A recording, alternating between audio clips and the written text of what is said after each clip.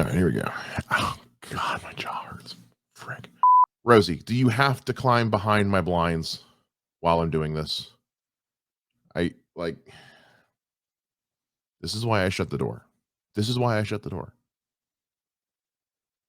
He's going to sit there. Okay, fine. Hey, everybody, welcome back to Off the Wall. I'm Mike, today here to review episode 6 of ANDOR. I am flying solo today. Soul's still getting caught up on the show, and Bogz is a hardworking man, and so it's just me today. Also, apologies if I just seem like I'm struggling. I spent about 3 hours at the dentist today having some cavities filled because your boy has a sweet tooth, and I'm just my jaw hurts. I am struggling. You sit uncomfortable in a chair with your jaw propped open for 2 hours and tell me how you feel.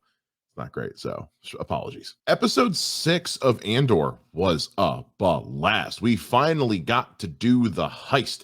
We got to do the thing, and it was fantastic.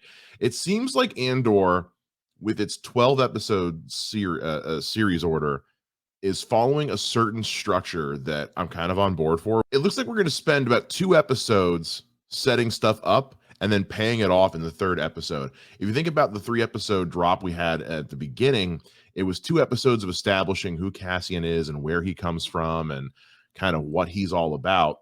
And then we finished with episode 3, which was him getting recruited by Stellan Skarsgård and fighting off the corporate police forces, whatever the hell they were called, and getting off the planet. This time around, we had 2 episodes of him meeting his group of rebels and planning a space heist and doing all the things needed to prepare for this space heist and learning some backstory about the place they're at and what makes it so special and their escape plan. And then today in episode 6, we did the thing.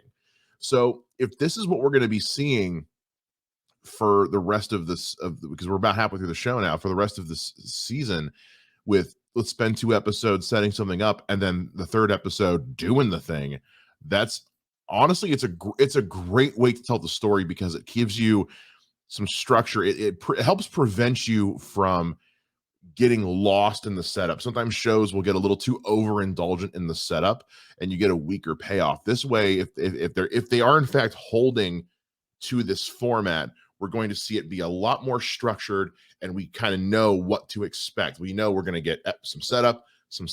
Now this is the 3rd episode, so we're gonna actually get some action and see how all of this is coming together. Once again, we're continuing this trend of really just seeing the lived-in side of Star Wars. Like, yeah, like how do these people get paid? Yeah, like where does all this money come from? Where does the Rebel Alliance get their funding? Simple, they rob the shit out of the Empire. But we also are still seeing human sides of the Empire as well. We have a colonel, or I forget what they said his rank was, but he's stationed on this planet with his wife and son. And yeah, he's doing his Imperial soldier thing, but he gets to bring his family with him because he's going to be stationed there for a while. And we get to see kind of this dynamic of him trying to make sure he's there to impress and put on the right amount of airs for his superior who's there.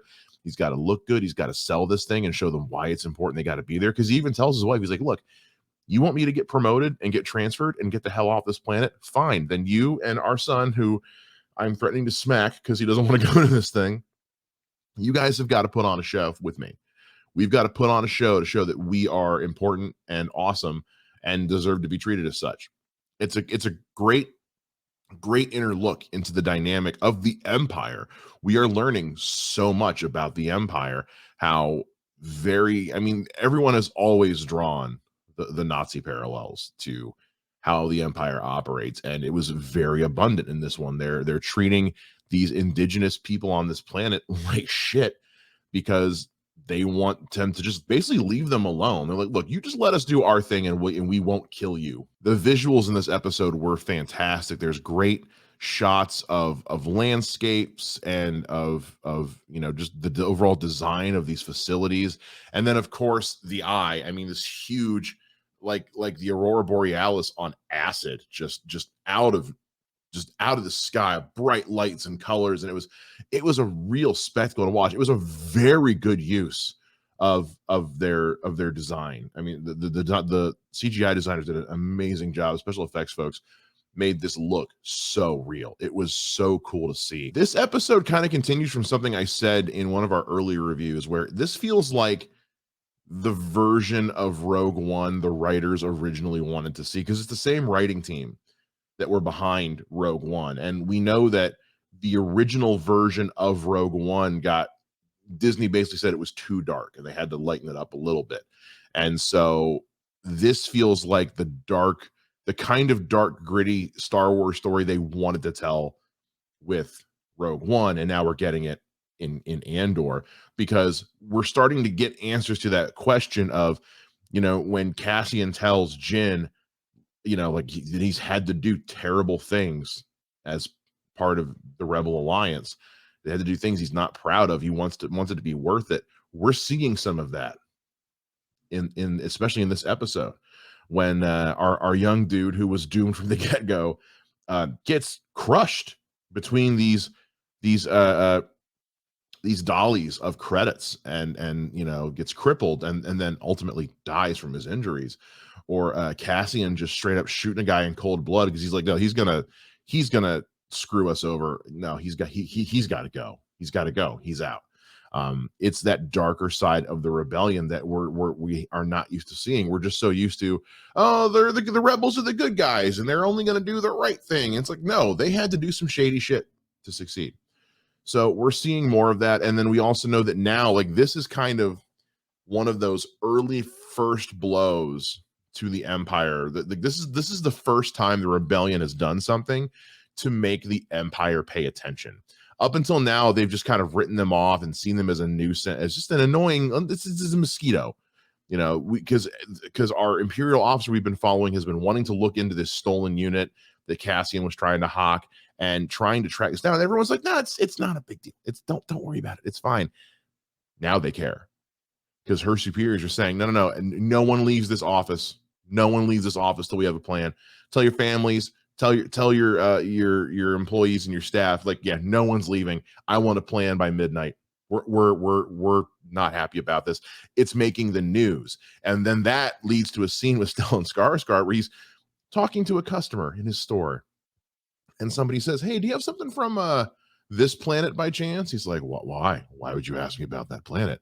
Oh, apparently some like rebels like hit an Empire facility hard. And Stellan Skarsgård's like, I'll go check in the back.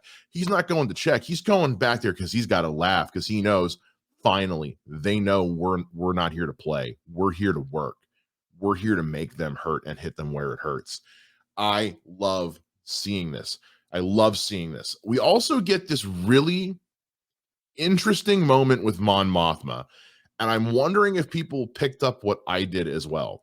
Like, part of it is to show that she's still trying to fight the good fight on behalf of this other planet, and she's looking around and no one's paying attention to her. And then she looks at her pad and realizes she's gotten the news that everyone's reading about this rebel attack. But something else I noticed about this Senate chamber meeting was there weren't a lot of people there. There weren't a lot of senators in the Senate. She was kind of just talking to nobody, which I think is a very interesting metaphor for how a lot of, like, here in the States, how a lot of people view the Senate here in the US.